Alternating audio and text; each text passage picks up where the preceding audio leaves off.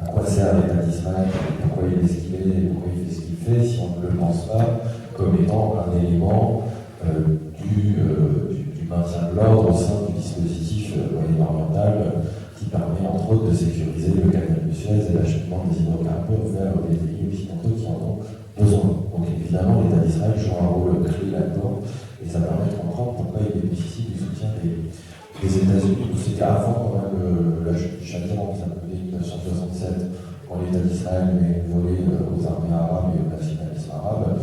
Les États-Unis se disent, bon, bah, eux quand même, voilà, c'est bon chemin, quoi. C'est connu qu'objectivement, leur seul peut-être de compte. Bah, pas que, enfin, je veux dire, l'Arabie Saoudite, c'est pas un micro-État, quoi. C'est-à-dire que le rôle de l'Arabie Saoudite, le rôle qu'il joue avec l'argent de la rente pétrolière qu'il insuffle dans toute la région pour financer depuis 50 ans toutes les forces contre-révolutionnaires de la région, c'est pas un rôle marginal. Voilà, c'est pas un rôle marginal. D'opération militaire.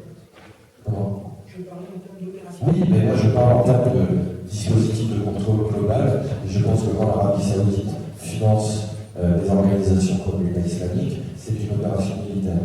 Voilà. Qui se retourne contre ceux qui ont voulu, qui ont cru qu'ils allaient jouer les apprentis sorciers parce que maintenant ils sont obligés de bombarder. Mais bon, c'était la même chose avec l'Afghanistan, les Américains sont plus après. Et voilà. C'est-à-dire qu'il y a un jeu avec plusieurs, et c'est vrai que l'État d'Israël, c'est le pilier. Voilà. Sauf que quand même aux États-Unis, disons que ça c'est la force et la faiblesse de l'État d'Israël.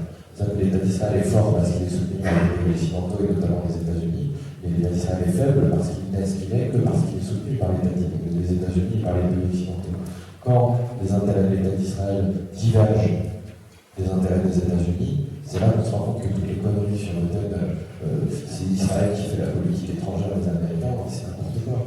C'est-à-dire c'est les États-Unis qui font la politique étrangère des États-Unis, et si jamais ils estiment qu'Israël leur met des bâtons dans les roues, ils tapent.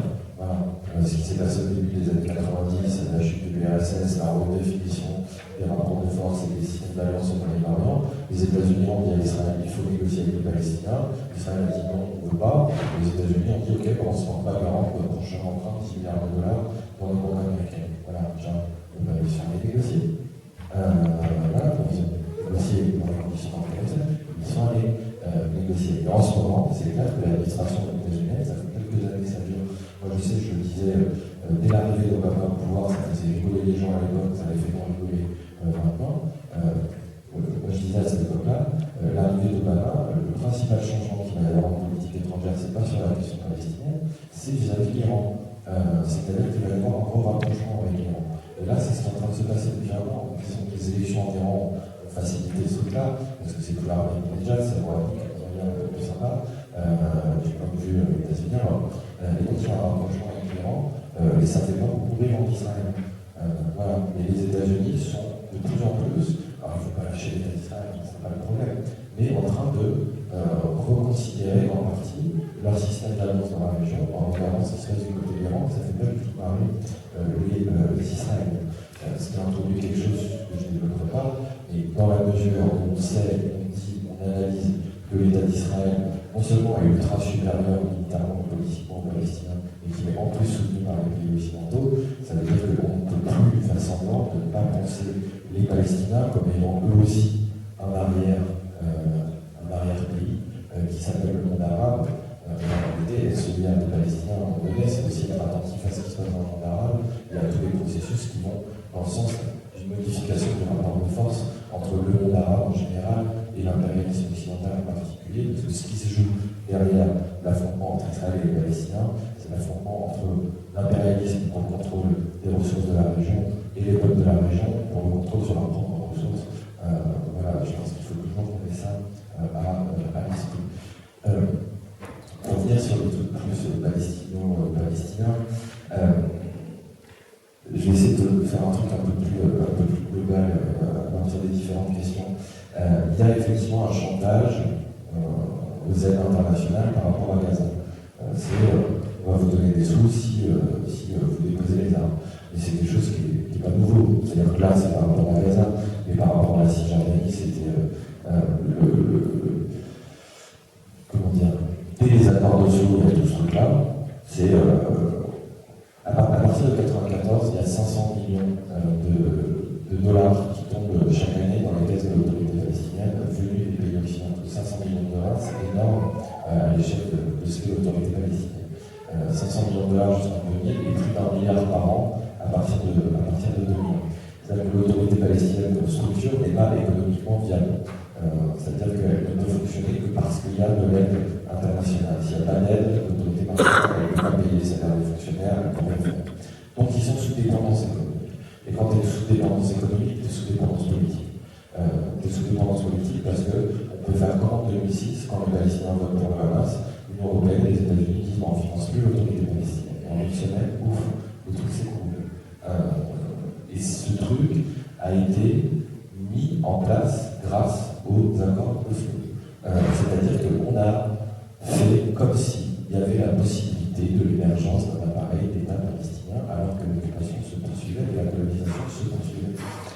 Je ne parle de la pub, je ne touche pas d'argent en réalité là-dessus. Le bouquin lequel je suis aujourd'hui, c'est justement là-dessus. C'est un travail sur qu'est-ce que c'est l'autorité palestinienne comme structure, qu'est-ce que ça a fait Oslo à la société palestinienne, qu'est-ce que ça a fait à l'économie palestinienne, qu'est-ce que ça a fait aux forces politiques palestiniennes, et en quoi ça a modifié toutes les réalités de la société palestinienne, et en quoi c'est un piège dans lequel on a voulu enfermer les Palestiniens, ce piège étant le piège en réalité de la transformation des Palestiniens qui sont un peuple avec des droits en individus avec des besoins. Et c'est un glissement qui n'est pas un glissement sémantique. C'est-à-dire qu'un peuple avec des droits collectifs, c'est pas la même chose que des gens ont des besoins. Et quand on parle de reconstruction, quand on parle machin, on est vraiment dans cette dynamique de voilà, pourquoi vous avez besoin. Non mais en fait, c'est pas qu'on a besoin de reconstruire, c'est qu'on a des droits nationaux. Sauf que petit à petit, Oslo a permis ce truc-là, en mettant les Palestiniens sous tutelle économique, sous tutelle politique, et en pouvant conditionner effectivement les aides à certaines décisions politiques. Et tu parlais du libéralisme, des inégalités, etc. en Cisjordanie. Je pense que c'est du bouquin de Benjamin Barthes dont tu parlais à Maladrine, journaliste au Monde, Benjamin. En 2006, au moment où le Hamas gagne les élections, on arrête les aides internationales. C'est terminé. L'économie s'écroule. Je disais une semaine, c'est deux, à peu près. Et à partir de là, il y a une pression permanente des pays occidentaux et d'Israël pour dire l'argent ne reviendra que si vous mettez en place un gouvernement qui nous satisfait. Sinon, il n'y aura pas d'argent. Il y a une tentative de renversement du gouvernement palestinien en 2007 à Gaza. On a quand même qu'il y a eu un putsch contre le Hamas. C'est pas le Hamas qui a fait un putsch, le Hamas était majoritaire et était le gouvernement. S'il avait fait un putsch, je ne sais pas contre qui, il l'aurait fait. Et par contre, il y a eu une tentative de putsch qui a échoué à Gaza, mais qui a réussi si jamais. Ça, c'est un truc qu'on a oublié. C'est qu'à partir de 2007, il y a un gouvernement syrien qui est un gouvernement d'urgence qui fonctionne par décret et ça va durer pendant 6 ans. Enfin, pendant 7 ans, en fait, jusqu'en 2014, jusqu'en juin. Et ce gouvernement est confié à Salam Fayyad, le Premier ministre, qui est en fait le candidat choisi par l'Union Européenne et les États-Unis. Ils disent à Abbas et aux forces politiques palestiniennes de Cisjordanie, c'est Fayyad, sinon il n'y a pas l'argent. Et Fayyad, c'est qui? C'est un ancien haut fonctionnaire de la Banque mondiale et du Fonds monétaire international. Ce type-là a été Premier ministre palestinien pendant 6 ans. Et c'était tout bon pour les pays occidentaux, parce que c'était. Mais lui, on le connaît, il a été formé au club, quoi. Donc lui, voilà, on donne des sous, on sait qu'il va pas les gérer, etc., etc. Et effectivement, privatisation, suppression d'emplois dans des secteurs aussi peu rentables que la santé et l'éducation, etc., etc. Ça a été ça. Ça a été un espèce de plan d'ajustement structurel, en plus avec des conditions politiques spécifiques à un mouvement de libération nationale. Et donc, voilà, et du coup, ce sera la dernière chose, c'est sur l'État indépendant, et sur le parlement ici, parce que bon, tout ça va ensemble.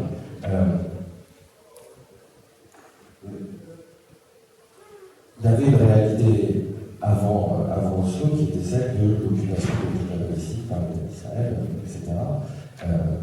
Et la mise en place de l'autorité palestinienne prétendait répondre à cette idée de il faut construire une entité palestinienne indépendante, on verra les frontières, etc.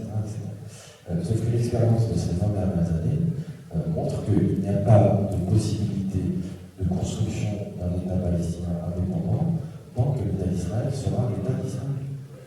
C'est-à-dire que l'État d'Israël est un État colonial qui refuse que ses voisins aient le moindre droit et la moindre autonomie réelle.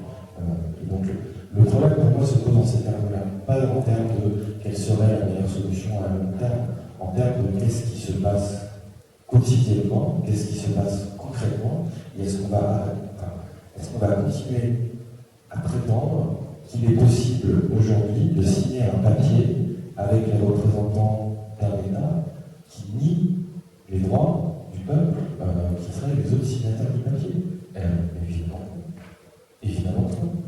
Et tout le problème est de sortir du logiciel d'Oslo, de rompre avec ce truc complètement fou, qui est qu'on demande au peuple opprimé de faire ses preuves pour avoir ensuite ses droits partiellement satisfaits.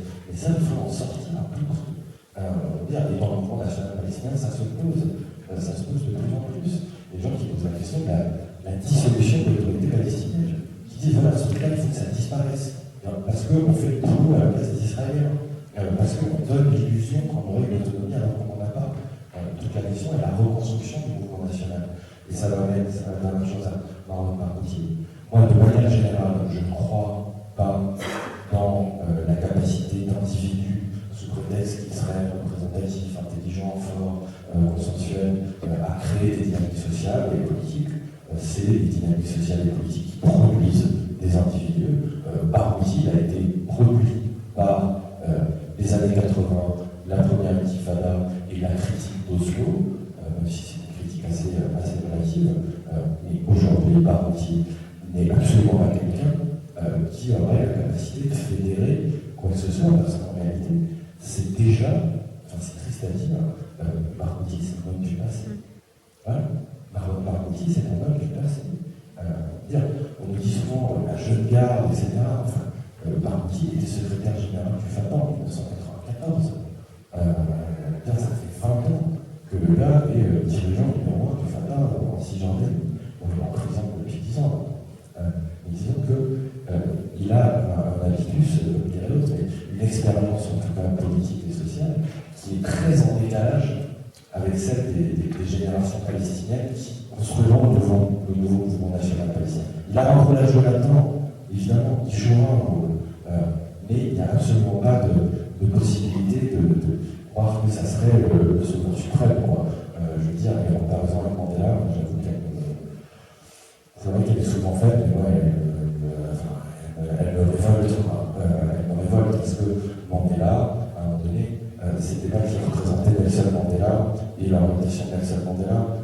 Mandela, quand je dis c'est des dynamiques sociales et politiques qui produisent les gens, c'est qu'il y avait un mouvement de masse qui s'appelait l'ANC, qui pratiquait la lutte armée, qui pratiquait la lutte politique, qui pratiquait la lutte internationale, et qui a produit Nelson Mandela, comme Arafat a été un produit, etc. Barghouti à côté, c'est quand même, je suis pas l'individu, mais par rapport à ce qu'il représente, vraiment ça n'a rien à voir. Et la question sur Dieudonné, qu'est-ce que je pense de Dieudonné? Jusqu'à 10-12 ans, j'étais quelqu'un qui regardait, qui rigolait, qui allait même voir Dieudonné. Au moment où il a fait son sketch chez Fogiel, je me souviens avoir signé un texte de soutien, disant qu'il avait le droit de faire des blagues contre nul à propos de l'État d'Israël. Et le problème depuis quelques années, c'est qu'il n'a plus l'excuse du fait d'être un artiste, puisque Dieudonné fait de la politique. Il fait de la politique, puisqu'il fait des choses avec des organisations politiques, puisqu'il donne des interviews politiques. Et donc à partir de là, il n'a plus l'excuse de l'humour ou l'excuse de je ne sais pas quoi. Il fait de la politique, et il fait de la politique de manière clairement marquée à l'extrême droite. Et une des extrêmes droites qui, en ce qui nous concerne, est particulièrement rance, puisque c'est une extrême droite antisémite. Et quand je vois Dieudonné déclarer à la télévision iranienne le plus sérieusement du monde que ce sont les sionistes qui ont tué Jésus, je pense que non seulement ça en dit long sur l'état de fonctionnement de son cerveau, et surtout ça en dit long sur le fait qu'il ne se contente plus de faire semblant de jouer avec le feu. Il y a bien longtemps qu'il a passé la ligne rouge, et il faut construire un front sanitaire avec ce genre d'individu quand on se revendique de la solidarité avec la Palestine, parce que par ailleurs, Dieudonné ne fait absolument rien pour les Palestiniens. C'est un fonds de commerce pour une idéologie politique qui, je pense, est largement opposée à la nôtre, les valeurs que nous pourrions défendre.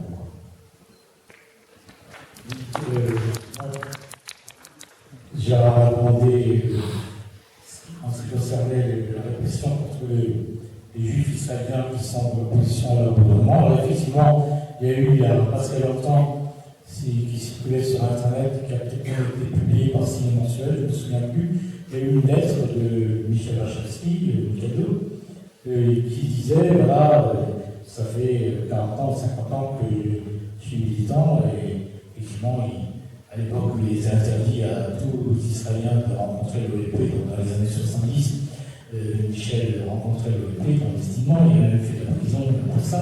Donc là, Michel dit, pour la première fois, j'ai peur. Donc c'est vrai, je pense que c'est à ça qu'il faisait allusion. Et c'est vrai que, bon, je le connais un peu, parce que c'est un Strasbourgeois d'origine, et moi-même, ça m'a étonné qu'il dise ça, mais c'était le résultat d'une expérience qui s'est passée il n'y a pas si longtemps. C'était qu'il y a eu, alors déjà de façon générale, le mouvement pacifiste qui a pu réunir parfois 200 000 personnes au moment où Yitzhak Rabin a été assassiné, la gauche travailliste, bon, ça s'est écroulé, même le mouvement Shalom Arshad, donc appelé maintenant en Israël, donc il continue à faire des travaux très intéressants pour repérer tous les phénomènes d'attaque aux droits des Palestiniens. Bon, tout ça continue, mais en fait, vous avez remarqué que pendant le massacre de Gaza, la plus grosse manifestation qui s'est passée en Israël, elle a rassemblé seulement 5 000 personnes. Bon, c'est-à-dire, c'est déjà bien qu'il y ait eu 5 000 personnes, mais comparé à d'autres époques, c'est franchement un peu inquiétant. Et en plus, à l'issue de ces manifestations, et c'est ça que Michel raconte dans sa lettre, il y a des militants d'extrême droite qui ont suivi les militants de gauche, d'extrême gauche, qui rentraient chez eux. Hein. Donc Michel Wachowski a été suivi jusque chez lui, jusqu'à son domicile, et donc il y avait effectivement de quoi être inquiet. Bon.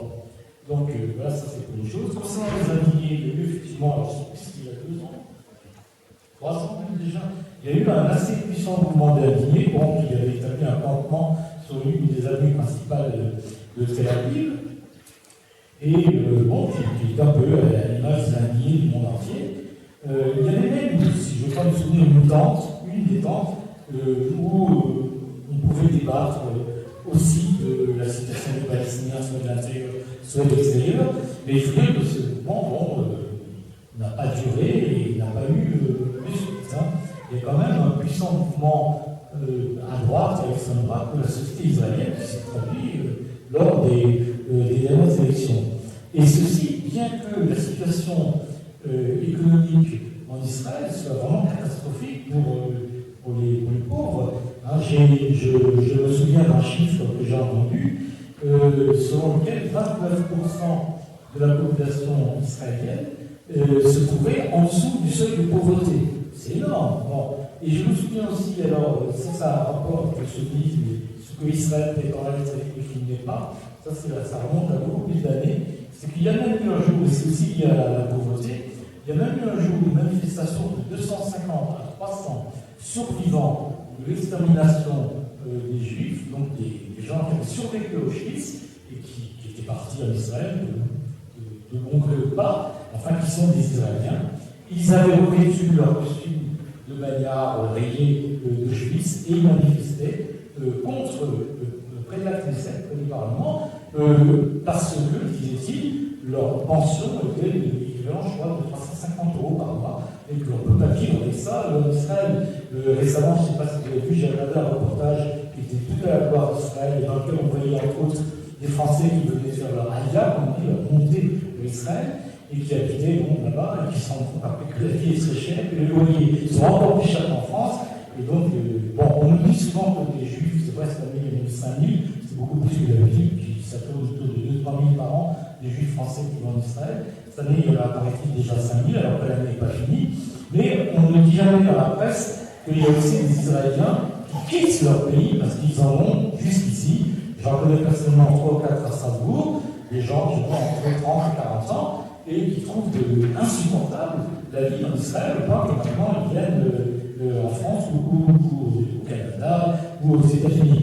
Et dans le même ordre d'idée, d'ailleurs, pour vous dire combien ça peut être insupportable d'être en Israël aujourd'hui, que les Juifs israéliens, il y a pas mal de gens qui, après la chute du mur de Berlin, en 90, 91, et qui sont originaires des pays de l'Est, Roumanie, Bulgarie, etc., Hongrie ou Allemagne, se sont mis à acheter des commerces ou des appartements au cas où la situation devienne tellement difficile pour eux, dans cet État qui est soi-disant là pour assurer la sécurité des Juifs, non seulement israéliens, mais ceux du monde entier. Donc des gens qui se disent, oh là, ça tourne mal, on a au moins un point de chute en Europe. Donc ça c'est assez significatif, bien sûr, on ne vous parle pas beaucoup de ça dans les médias dominants. Je voudrais dire une petite chose. Je ne sais pas si vous avez déjà posé la question de savoir où sont les frontières d'Israël. Voilà. Où sont les frontières d'Israël? Elles sont à Jérusalem. C'est-à-dire que là où il y a un soldat de Tsahal, de l'armée israélienne, il y a la frontière. Bon. Donc c'est quand même un État assez étrange, qui a un siège à l'ONU, qui est reconnu internationalement, qui a une capitale, je rappelle, qui est Tel Aviv, non pas Jérusalem, comme prétend le gouvernement israélien. Mais on se pose toujours la question de savoir où sont les frontières d'Israël. Et j'ai une réponse à cette question, c'est-à-dire qu'on ne peut pas le savoir, parce que Israël est déterminé, je pense depuis très longtemps, à accomplir le vœu du Congrès sioniste mondial, du Congrès juif mondial, c'est-à-dire de s'étendre partout où c'est possible, et de faire que la Palestine soit potentiellement juive. Donc à un moment ou à un autre, effectivement, il faudra qu'ils les expulsent les autres. Et l'autre, soi-disant, à qui on ne doit pas faire ce qu'on ne souhaite pas qu'on fasse, on ne sait pas, mais un jour ou l'autre, voilà, ça peut tourner mal. Et le dernier truc qui je ne vais pas développer, mais qui me tient à cœur, c'est le fait, et ça c'est Jeff Albert qui l'a appris un jour, qui est venu à Strasbourg, concernant le rôle d'Israël, comment dire, dans les recherches de pointe, comme champ d'expérience, dans tous les domaines, les recherches génétiques et l'industrie génétique, c'est ce qui a pu développer dans ce pays-là, beaucoup plus que dans les autres pays du monde. De même, le libéralisme le plus sauvage, Netanyahu était citoyen américain pendant des années, et il a appliqué effectivement une forme thatchérienne de libéralisme dans son pays, bien pire que ce qu'on connaît ici en France ou en Europe. Concernant l'armement, je ne sais pas si vous avez vu, mais un jour j'ai lu dans la presse que c'était déjà il y a quelques années, et même à Strasbourg on a vu ça, il y a eu un drone qui a été utilisé par la gendarmerie, par la police nationale, aussi bien dans le 9-3 que chez nous à Strasbourg, au-dessus d'un quartier soi-disant chaud de Strasbourg, c'est-à-dire Pierre.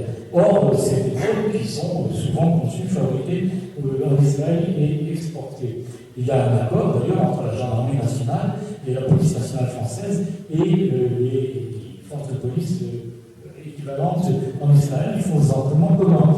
Et donc il y a toute une série de choses qui tiennent, au maintien de l'ordre, mais pas seulement à coup de gendarmes et de police dans la manifestation, mais à quelque chose qui est de l'ordre de ce que Michel Foucault explique dans ses bouquins, c'est-à-dire comment gérer un territoire, comment tenir une population. Et c'est ce que vient de rappeler en partie Julien, quand il parlait de comment effectivement les Palestiniens sont tenus, contenus, maintenus, individualisés, séparés, etc. Et tout ça, c'est des choses qui sont étudiées très près par nos propres gouvernements du libéralisme et qui risquent de s'appliquer, qui d'ailleurs commencent déjà à s'appliquer dans notre pays. Oui, bon, je crois que Vincent, on va terminer ce débat ici. On peut remercier chaleureusement Julien et Jean-Claude pour leurs interventions qui, je pense, vous ont éclairé et vous ont convaincu que cultiver des arguments pour convaincre, c'est une nécessité absolue pour qu'on soit le plus efficace possible.